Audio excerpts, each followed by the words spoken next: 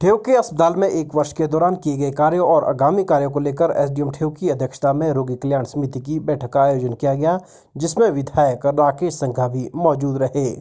कल्याण समिति की वार्षिक बैठक में नगर परिषद ठेव की अध्यक्ष शीला वर्मा, ठेव अस्पताल के इंचार्ज दलीप टेक्टा और बीएमओ मतियाना राजेंद्र टेक्टा, ठेव व्यापार मंडल के अध्यक्ष अजय ठाकुर सहित सभी विभागों के अधिकारियों ने भाग लिया। इस दौरान रोगी कल्याण समिति के सदस्यों के समक्ष डॉक्टर दलीप टेक्टा ने वार्षिक रिपोर्ट पढ़ी और अस्पताल में किए गए कार्यों सहित अस्पताल के सामने आ रही चुनौतियों को सदस्यों के सामने रखा। तकरीबन 3 घंटे तक चली इस बैठक में अस्पताल में स्टाफ नर्सों की कमी, विशेषज्ञ डॉक्टरों को न होना, एम्बुलेंस की समस्या सहित कई मामले उठाए गए।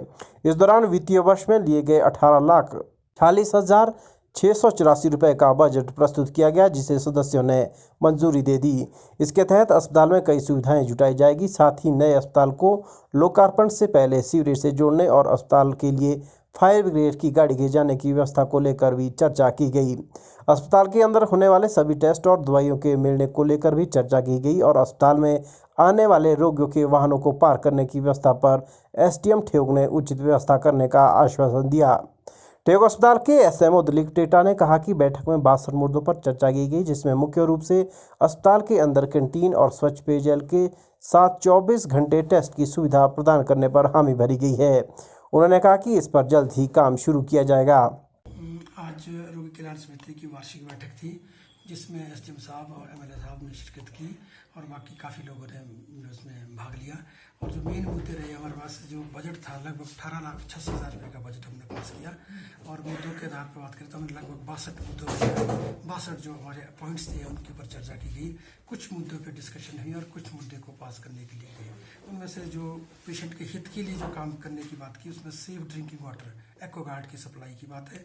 24 घंटे कैंटीन की फैसिलिटी की है और 24 घंटे जो है हमारे पास 24 लैब फैसिलिटी है, लेबोरेटरी फैसिलिटी है और पब्लिक टॉयलेट्स जो बनने हैं पेशेंट के लिए और पेशेंट के जो अटेंडेंट आते हैं उनके लिए, उन सब मुद्दों पे बात की। इस दौरान ठेव के विधायक राकेश सिंघा ने कहा कि सरकार ठेव अस्पताल में चल रही उस सुविधाओं के लिए कोई काम नहीं कर रही।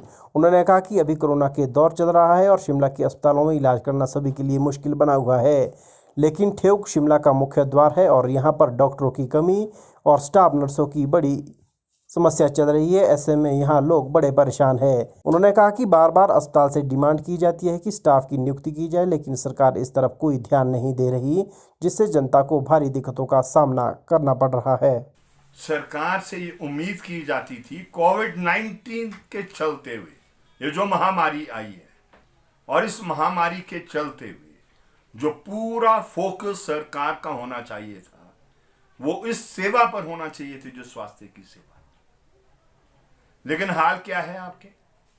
पिछले कल रोडू के हॉस्पिटल को कोविड-19 के हॉस्पिटल को तब्दील करना पड़ा, क्योंकि आपके मैंदली में आपके 23 इन्फेक्टेड मजदूर आए। तो उसको कहाँ ले जाएंगे आप उनको मुशोबरा नहीं ले जा सकते हैं, आप उनको वहां नहीं ले जा सकते हैं डीडीयू। तो बचा आपका ये हॉस्पिटल जो ठेव का है और इसको अपग्रेड कर दिया गया है, लेकिन हालात क्या है, डिस्पेंसरी का भी दर्जा नहीं दिया जा सकता है। क्यों नहीं दिया जा सकता है?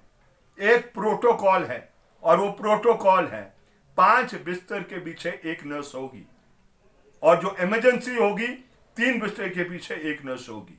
हमने 150 बेड हॉस्पिटल तो कर दिया, लेकिन वो जो स्टाफ नर्सेस का होना चाहिए था, सपोर्टिव टेक्नीशियन का होना चाहिए था, फार्मासिस्ट का होना चाहिए था, उसकी अप्रूवल आज तक सरकार ने नहीं दी। तो मुझे बताएं क्या करेंगे?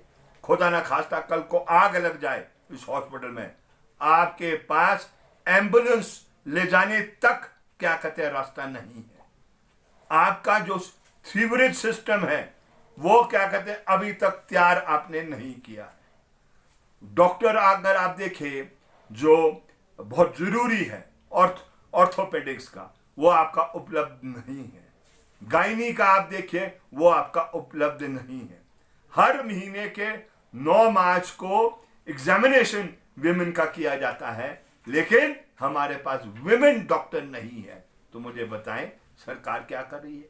यस, आरकेएस मेहनत कर रही है और अपने प्रस्ताव सरकार को भेजती है।